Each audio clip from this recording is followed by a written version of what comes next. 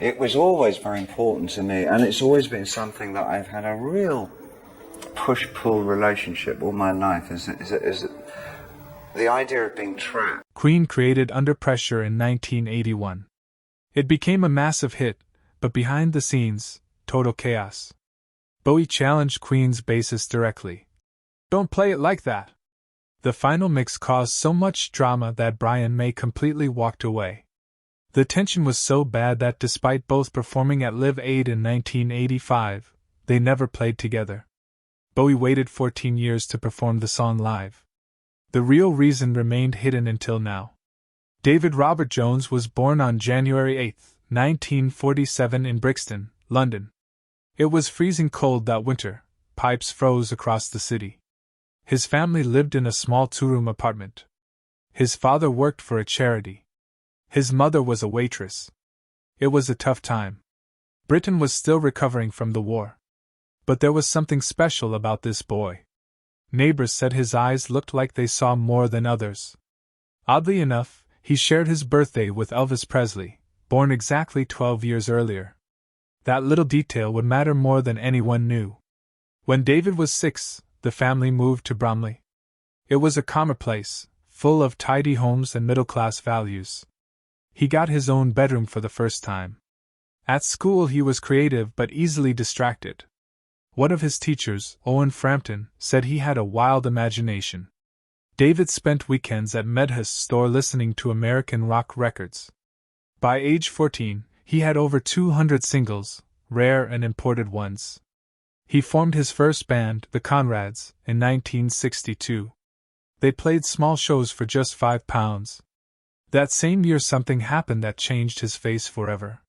He got into a fight over a girl. His friend George Underwood punched him in the eye. The damage was serious. He was in the hospital for months. Surgeries followed. The result was a permanently dilated pupil. People thought he had different colored eyes, he didn't. But the look was unforgettable. That injury actually made his side vision stronger in that eye, a strange gift. Even stranger, Bowie said he had hallucinations during his recovery. Later he said those hallucinations helped him see the world in a new way. Around that time his mother bought him a white plastic saxophone for 19 guineas. He started taking lessons from Ronnie Ross. In 1959 he heard Little Richard's Tutti Frutti for the first time. He played it 17 times in one sitting. He called it a spiritual moment. His room turned into a mini shrine to American rock and roll. Schoolwork took a backseat. He filled his notebooks with lyrics and chords. His older half-brother Terry had a huge impact on him. Terry had schizophrenia, but he opened David's world. He took him to smoky jazz clubs in Soho. He gave him books by Jack Kerouac and Buddhist writers. David read On the Road 7 times and scribbled notes all over it. He got obsessed with a mime artist named Lindsay Kemp and even took private lessons with him. To pay for them he worked weekends at a butcher shop. By 1963 he was experimenting with makeup and costumes in his bedroom, recording his own songs on borrowed tape equipment. After school, he started chasing music full-time. He played with bands like the King Bees, the Manish Boys, and the Lower Third. His first single, Liza Jane, went nowhere. Same with the next few. He even wrote to a businessman begging him to turn them into the next Beatles. No luck, but he didn't give up. In 1965, he made a decision that changed everything. He stopped using the name Davy Jones. Another singer from the Monkees had made that name confusing. So he picked Bowie, after the American knife. It sounded sharp, different, unforgettable. It also signaled something deeper. He was ready to become someone new. Even with the name change, hits didn't come easily. He kept writing, recording, and performing. Still nothing clicked. But now he was David Bowie, and that mattered. In 1967, frustrated and searching, he nearly gave it all up to become a Buddhist monk. He went to Scotland and lived at Samye Ling Monastery. He took it seriously, studied hard, took exams. A month longer, and he might have shaved his head. But he pulled back. Something inside him said music was still his path. Oddly, Leonard Cohen was studying at the same place that year. They crossed paths not knowing what was ahead. That same year Bowie dove deep into theater. He formed a mime group called Feathers with his girlfriend Hermione. They performed around London trying new things. He studied movement with Lindsay Kemp, the mime artist he had once seen in Bromley. He learned how to use his body like an instrument. These skills would later shape his stage characters. Even when the group didn't take off, Bowie soaked it all in. Then came the song that changed everything. On July 11, 1969, just 5 days before Apollo 11 took off, Bowie released Space Oddity. It told the story of Major Tom, an astronaut lost in space. His regular producer didn't like the idea, so another producer, Gus Dudgeon, took it on. The whole thing was made for less than £500. At first, the BBC hesitated to play it. It seemed too dark for a moon mission. But once the astronauts returned safely, they played it often. By November, Space Oddity reached number 5 on the UK charts. Bowie was finally a star. He performed on Top of the Pops. His image mixed with NASA footage stunned viewers. Yet his album released later that year sold only 5,000 copies. Still, Space Oddity gave him his first real taste of success. After 6 years of trying, he had finally broken through. David Bowie married Angela Barnett on March 20, 1970. The ceremony lasted just 8 minutes. Angela later claimed the marriage was mainly for work permits. Their relationship was anything but ordinary. Both spoke openly about being bisexual and having affairs. A year later, on May 30, 1971, their son Duncan Zowie Haywood Jones was born. Bowie was recording Hunky Dory at the time. British newspapers mocked the name Zowie, calling it the 70s version of naming a kid Apple. Their marriage didn't last. They divorced in 1980. Duncan later said he barely spoke to his mother for nearly 30 years after that. Angela received a $750,000 settlement, but with one strange condition: she could never perform Bowie's songs publicly. During this time Bowie was using cocaine heavily. Some days he reportedly used 10 grams. He became paranoid, storing his own urine in the fridge because he believed witches could use it against him. Then came Ziggy Stardust. In 1972, Bowie introduced his alien rock star character Ziggy. He wore a red mullet and platform boots. It was bold, strange, and unforgettable. He first appeared as Ziggy in a small pub with only 60 people in the crowd. The idea wasn't random. Bowie had studied Andy Warhol's scene in Japanese kabuki theater. His transformation was so intense that he later said Ziggy started writing his own script. Bowie's health suffered. He weighed only 95 pounds, surviving on milk and peppers while on tour. His body nearly gave out several times. In late 1972, Bowie offered his song Drive-In Saturday to Mott the Hoople. They said no. In a rage, Bowie shaved off his eyebrows. He had been awake for 72 hours. He later said he had no memory of doing it. Photographer Mick Rock took photos of him without eyebrows, adding to his alien image. Oddly, fans started copying the look. Mott the Hoople did accept another Bowie song, All the Young Dudes. It became their biggest hit, but Bowie's eyebrows never grew back the same. He had to pencil them in for the rest of his life. On July 3, 1973, something dramatic happened. At the end of a concert in London, Bowie suddenly told the crowd it was the last show ever. Fans screamed. Some fainted. But even his band didn't know it was coming. Guitarist Mick Ronson was so upset he smashed a 7,000-pound guitar. The whole moment was filmed. RCA Records panicked and offered Bowie £1 million to stay as Ziggy, but he had already planned the next step. His new persona, Aladdin Sane, had already been introduced through an album. Released 3 months earlier, killing off Ziggy was risky. Bowie's manager begged him not to do it. At the time, Bowie was nearly broke. He only earned 2% royalties. Meanwhile, his drug habit cost him £300 a day. Yet within 18 months, Bowie had adopted 2 new identities and moved into a new music style. In 1975 he went full soul with Young Americans. He even performed on Soul Train, one of the few white artists ever to do so. While Bowie moved forward, his old bandmates struggled. One worked as a gardener, another pawned his gear.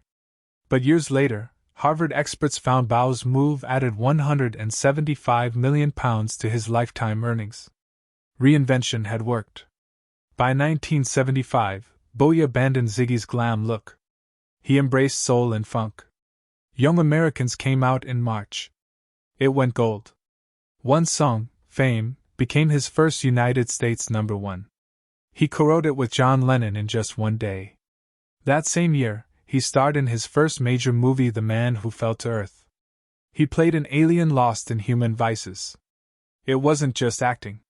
Bowie said the role deeply affected him. After filming, he stayed in Hollywood, lived on cocaine, milk, and peppers, and didn't sleep for days. He hoped to see visions, but things got worse. His drug use spiraled out of control. In 1976, his paranoia became extreme. He looked sick, his weight dropped, his singing got weaker. He started making strange public comments, even praising fascism. Friends worried. He knew he had to escape, so he moved to Berlin with Iggy Pop. Ironically, Berlin was the heroin capital of the world. From 1977 to 1979, Bowie recorded 3 albums now called the Berlin Trilogy: Low, Heroes, and Lodger. He worked with Brian Eno and producer Tony Visconti. The sound was new, mixing rock, electronic, and experimental music. Heroes was the only one fully made in Berlin. The others were partly recorded in France, Switzerland, and New York. Bowie was finally getting clean. His mind cleared. His music took a new direction. Though these albums didn't sell much at the time, they became some of his most respected work. By 1980, Bowie wanted to reconnect with the public. He released Scary Monsters and Super Creeps on September 12. It was a hit, his first UK #1 album in 6 years. In the United States, it reached number 12. The lead single Ashes to Ashes became his fastest-selling song. It brought back Major Tom, his character from Space Oddity, and showed him as a fallen addict. Fans saw it as Bowie confronting his own demons. The video was expensive and surreal. Bowie appeared as a clown, an astronaut, and a mental patient. RCA promoted it boldly. Often copied, never equaled. By the end of 1980, David Bowie had done what few artists ever could. He rose from Ziggy Stardust, nearly destroyed himself with cocaine, reinvented his sound in Berlin, and came back stronger than ever. It all started by accident. In July 1981, Queen was working in their Montreux studio on a song called Feel Like, but something about it just wasn't clicking. At the same time, David Bowie happened to be recording vocals for the movie Cat People in the very same studio. They weren't supposed to team up. In fact, Bowie first got involved with Queen by recording backup vocals on their song Cool Cat, but he didn't like how it turned out and asked them to remove it. One night, things took a strange turn. Everyone was drinking, joking around, and jamming to old songs. Roger Taylor said they were just messing around when Bowie suddenly said, "Why don't we write something of our own?" That spark lit the fire. No planning, no schedule, just raw energy and music. The whole collaboration really began with one simple phone call. David Richards, the studio engineer, knew Bowie was in town, so he called him up and asked if he wanted to drop by. Bowie said yes. No one expected anything from it. Bowie later said, "Suddenly you're writing something together." It was totally spontaneous. That one call changed music history. But things didn't go smoothly. The moment Queen bassist John Deacon played the now famous bass line, Bowie stepped in and said, "Don't do it like that." Deacon didn't take it lightly. "Excuse me, I'm the bass player, right? This is how I do it." Even though it was tense, that riff stayed. The vocals were chaotic too. Bowie had everyone go into the booth without a plan, no lyrics, no notes, just sing whatever came to mind. Later, they stitched together the parts that worked. It was messy, but magic was forming. The original version of the song was completely different. Brian May said it was loud and heavy with massive chords. "It sounded like The Who," he recalled. Bowie didn't like that. When May told him it sounded like The Who, Bowie replied, "Yeah, well, it's not going to sound like The Who by the time I finish with it." And he meant it. That version was scrapped. May even played the bass line on electric guitar at one point. But in the end, the version we all know today was based on a soft acoustic demo. The heavier version is still sitting in the studio vaults, never released. As the song neared completion, things got even more intense. The final mix became a battle. May didn't like how it turned out at all. In fact, in 2024 he said, "I never liked it, to be honest."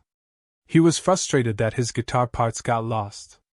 Freddie Mercury and David Bowie were fighting over the direction of the song, and May decided to back out. He said, "It's probably the only time in my career I bowed out." That's how fierce the control struggle was. Still, despite the drama, the song worked. It was released on October 26, 1981. Just 3 weeks later, on November 21st, it hit number 1 in the UK. It was Queen's second chart topper after Bohemian Rhapsody. The song also broke records. It was only the second time two artists who had already reached number 1 teamed up and did it again. The first was Frank and Nancy Sinatra in 1967. Under Pressure stayed at number 1 for 2 weeks and remained on the UK charts for 11. It hit the top 10 in over 10 countries. In the United States, it didn't do quite as well, only reaching number 29. But globally, it became a rock anthem. And yet, despite how iconic it became, Queen and Bowie never performed the song together.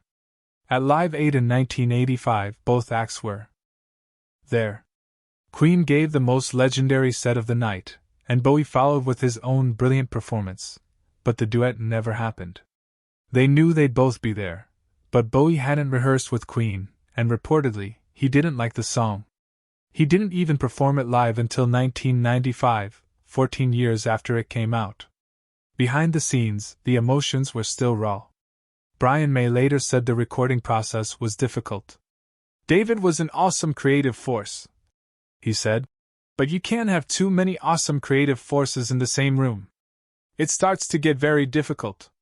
Everyone had different ideas. Even bassist John Deacon had to defend his choices. When Bowie told him to play something differently, he pushed back immediately. Still, all that tension somehow worked. That pressure, ironically, helped create a song that still resonates today. When Queen performs Under Pressure with Adam Lambert now, they play a heavier version. Brian May says it finally sounds the way he imagined it in 1981. In 1983, David Bowie released Let's Dance, and everything changed. It wasn't just a hit, it exploded. The song shot straight to number 1 in both the UK and the US.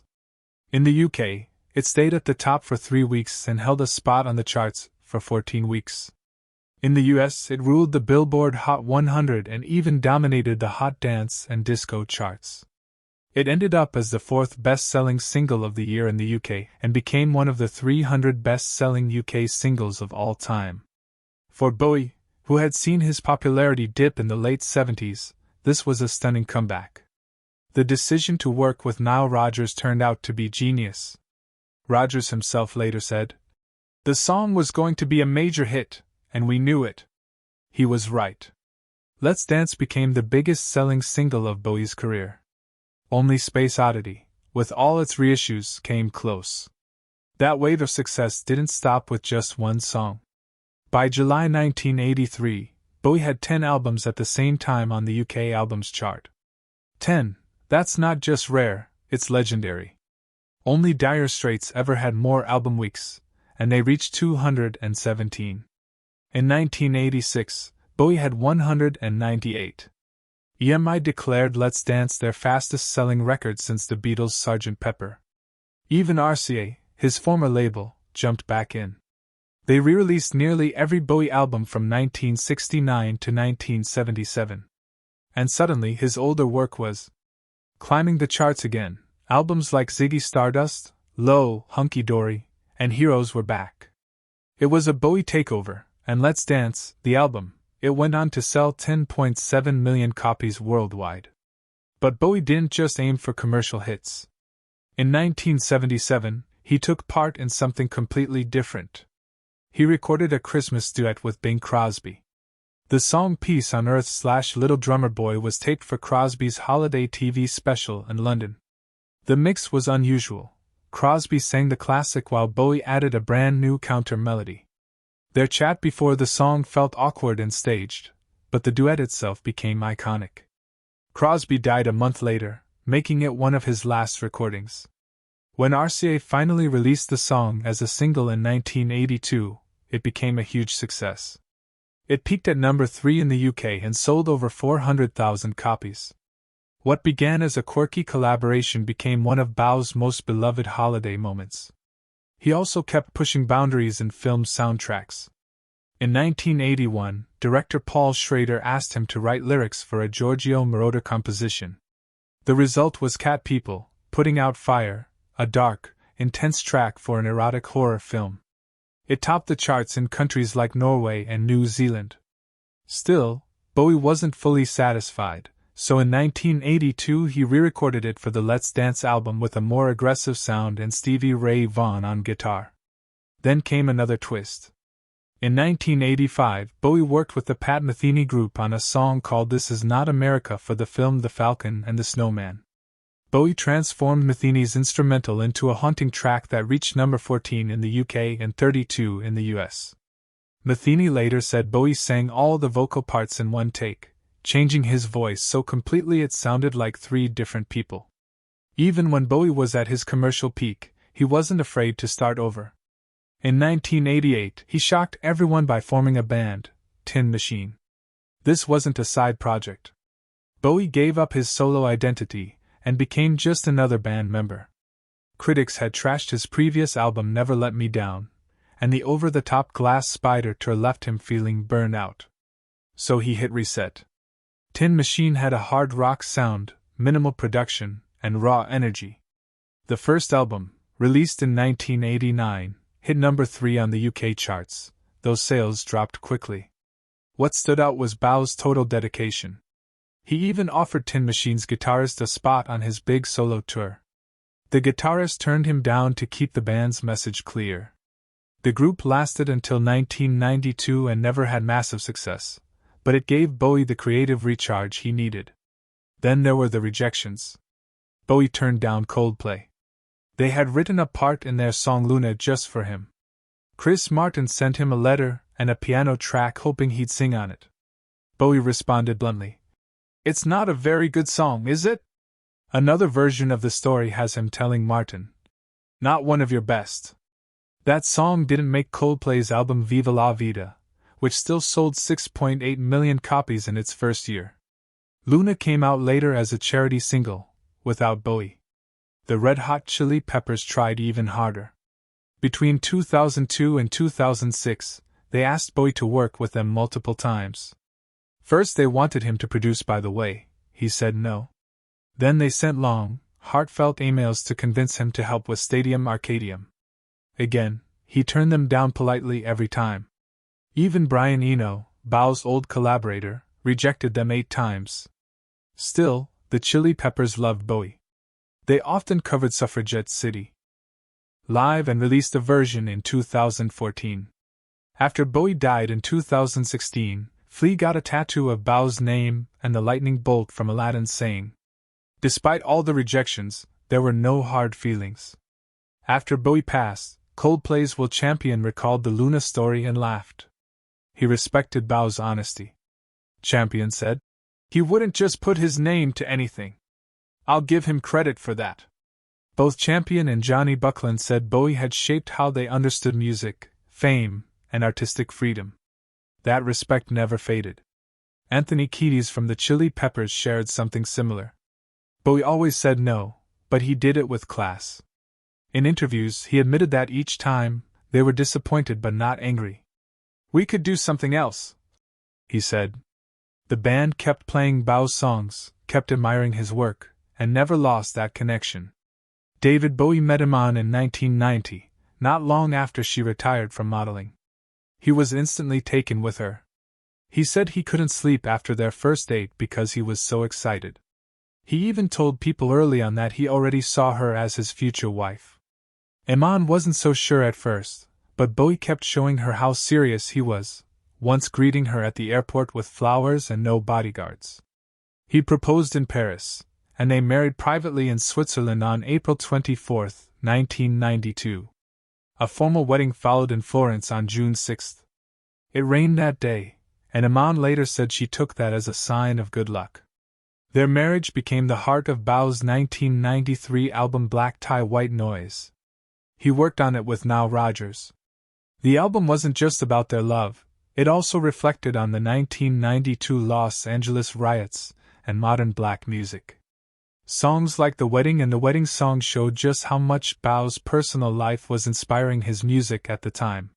He even played the saxophone himself. In 2000, their daughter Alexandria was born. Iman called it the happiest moment of her life. But Bowie's past wasn't without controversy. His legacy became complicated due to disturbing claims about his relationships with underage girls in the 1970s. Dana Gillespie said she had sex with him when she was 14 and he was 17. That would have been under the legal age in the UK. Gillespie later brushed it off, saying it was all in fun. More serious were the claims from Lori Maddox, who said Bowie took her virginity in 1973 when she was 15 and he was 25. She said his bodyguard brought her and her friend to his hotel room during his Ziggy Stardust tour. Maddox's story was messy. She gave different versions to different reporters and some parts didn't match the timeline.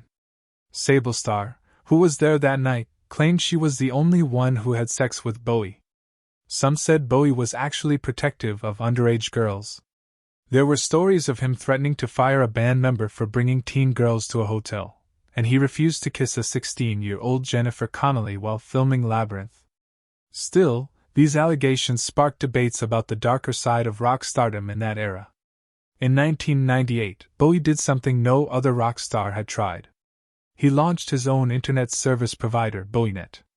For $19.95 in the US or £10 in the UK, fans got dial-up internet access and a digital world built around Bowie. Users had Bowie-themed email addresses, message boards, chats, downloadable songs, and even personal messages from Bowie himself. It was like a mini social network, before MySpace or Facebook existed. Even with slow internet speeds, BowieNet attracted about 100,000 users. It became a place where fans could share, talk, and experience Bowie's world together. This bold move showed how Bowie always stayed ahead of the curve, even when it came to technology. Recognition poured in for his music and vision.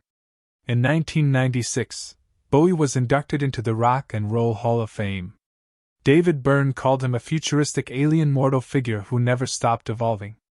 Then in 2006, he got the Grammy Lifetime Achievement Award. Over the years, he earned 72 awards from 186 nominations. In 2017, a year after his death, Bowie's final album Black Star won 5 Grammys.